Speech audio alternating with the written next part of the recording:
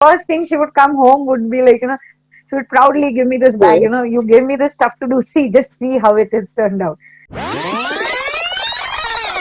That journey about, making sure that we are working only with women happened accidentally. When we were in the initial stages of, working out with making samples, our maid who works for us would be very curious as we are on a very friendly term. So on a daily banter that was happening, she kept wondering what are these women up to, and what is this happening. And she would stand and watch, and then she would suggest. So I asked her one day, would you be able to do something? So she said, yes, yes, I can. You show me how, I will do it. So she sat down at my home on the machine and she tried out some things and she said, okay, let me take it home. Let me try it. Then she came back with a few more ideas.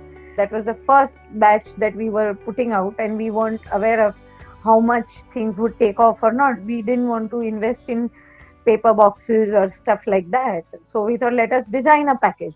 So we made a pack with jute fabric with hand embroidery on it, because again the same thing, like when you do machine embroidery, the bulk happens, you don't know how much is used or not used.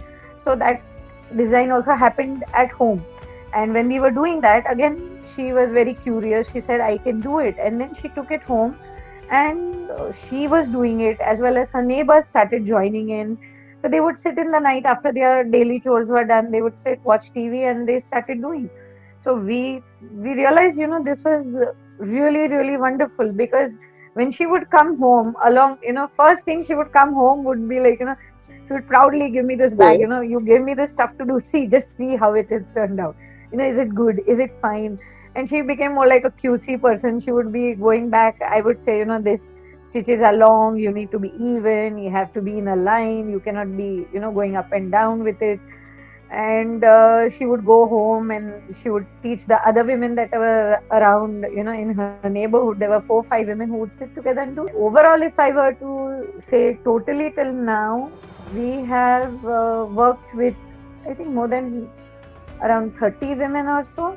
So they have to do something. They are, most of them would be doing domestic jobs, or like, odd jobs where it is labor intensive jobs that they are doing, but nothing that involves their skill. Here, whenever they've done anything for us, you can see a very different joy in them, where they're very happy to do. So it adds on to the value, the monetary value, of course, they get. But beyond that, we feel that, there is a little more joy. Yeah, they are artisans. They are artisans, because I wouldn't call them workers or anything, because what they are doing is artistic work. So they are artisans then.